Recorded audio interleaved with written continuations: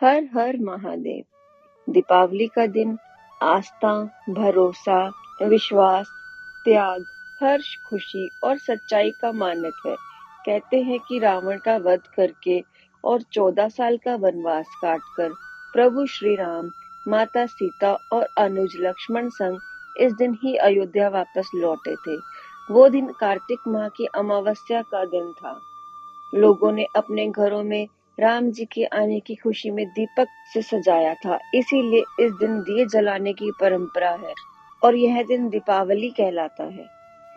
इस दिन लोग माँ लक्ष्मी और विघ्नहर्ता श्री गणेश जी की पूजा करते हैं, क्योंकि माँ लक्ष्मी ही सुख और संपन्नता की देवी है। बिना उनकी आशीष के संसार का कोई भी काम पूरा नहीं होता।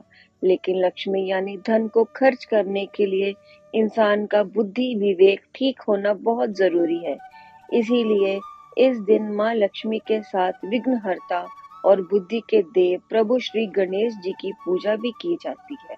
पर्व के बारे में और भी कई कथाएं हैं, जिसमें एक कथा काफी प्रचलित है, जिसे दीपावली के दिन जरूर सब परिवार सुनना चाहिए।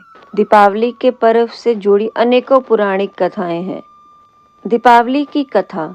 किसी गांव में एक साहूकार रहता था। उसकी बेटी हर दिन पीपल के पेड़ पर जल चढ़ाने के लिए जाती थी। जिस पीपल के पेड़ पर वह जल चढ़ाती थी, उस पेड़ पर माँ लक्ष्मी जी का वास था। एक दिन लक्ष्मी जी ने साहूकार की बेटी को कहा कि आप मेरी सहेली बनेंगी। लड़की ने उत्तर में कहा कि मैं आपको अपने पिता से पूछकर बताऊंगी। घर आकर साहूकार की बेटी ने अपने पिता को पूरी बात बताई।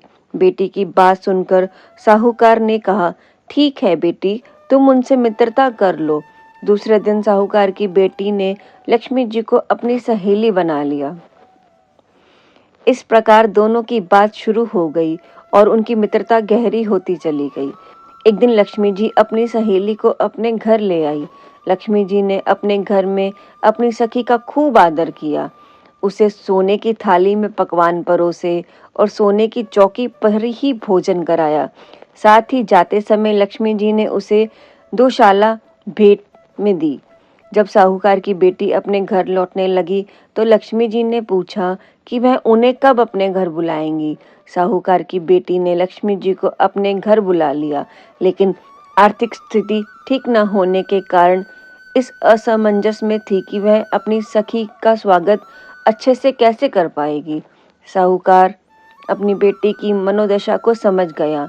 उसने अपनी बेटी को समझाते हुए कहा कि बेटी, तुम परेशान मत हो और तुरंत घर की साफ सफाई कर चौका मिट्टी से लीप दो।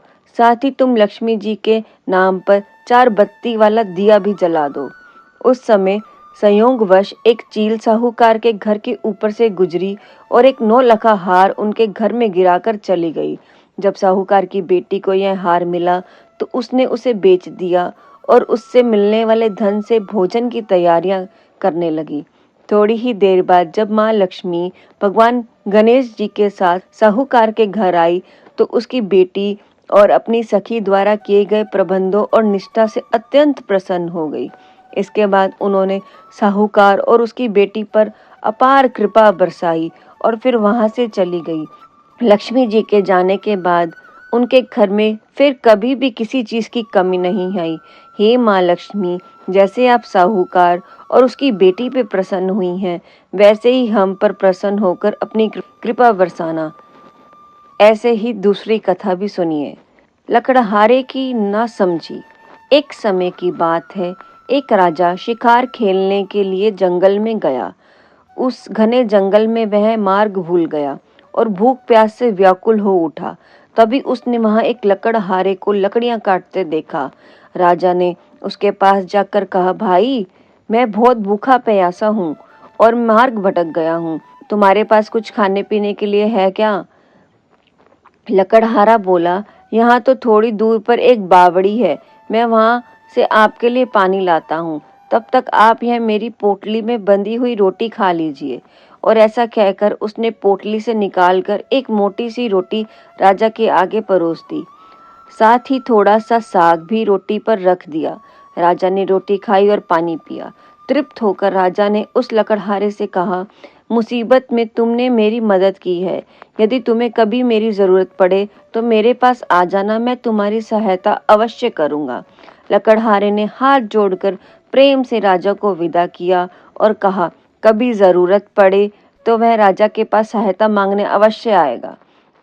कुछ दिनों बाद उस जंगल के सारे पेड़ कट गए, जिनकी लकड़ी काट के लकड़हारा कोयला बनाता था। अब वह जीविका चलाए तो कैसे, लकड़ी कहाँ से काटे। इससे लकड़हारा बहुत दुखी हो गया। उसी हाल में वह राजा के पास पहुंचा और कहा, महाराज, मैं जिस जंगल में लकड़ियां काटता था वहां अब कोई पेड़ नहीं रहा। अब जीविका का मेरे पास कोई साधन नहीं है, इसलिए मैं आपकी शरण में आया हूँ कि मुझे कोई मदद मिल जाए तो मेरी रोजी रोटी चल जाए। लकड़हारे को ऐसे हाल में देखकर राजा ने कहा, मैं तुम्हारी मदद अवश्य करूंगा, तुम बिल्कुल चिंता मत करो। उसके चले जाने पर राजा ने मंत्रियों को बुलाकर निर्णय लिया कि नगर के दक्षिण में राजा का चंदन के वृक्षों का जो वन है वह लकड़हारे को दे दिया जाए। इस प्रकार वन लकड़हारे को दे दिया गया।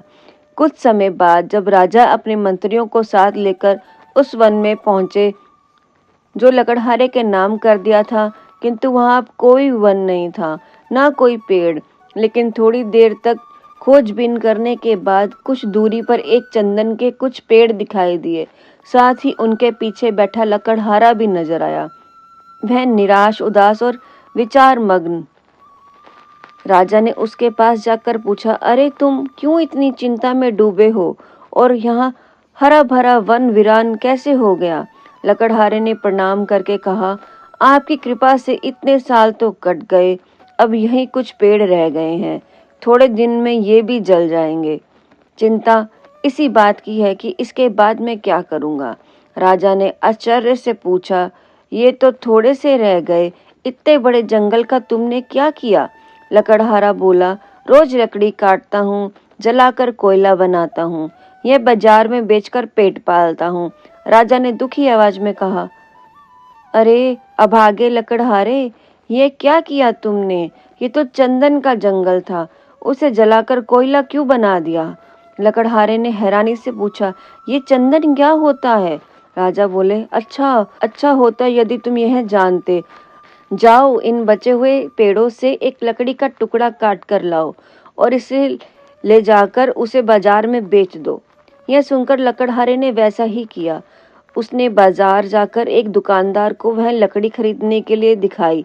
उस दुकानदार ने जैसे ही देखा कि लकड़ी तो असली चंदन की है, उसने तुरंत लकड़हारे को 10 रुपए में एक लकड़ी को खरीदने की बात कही।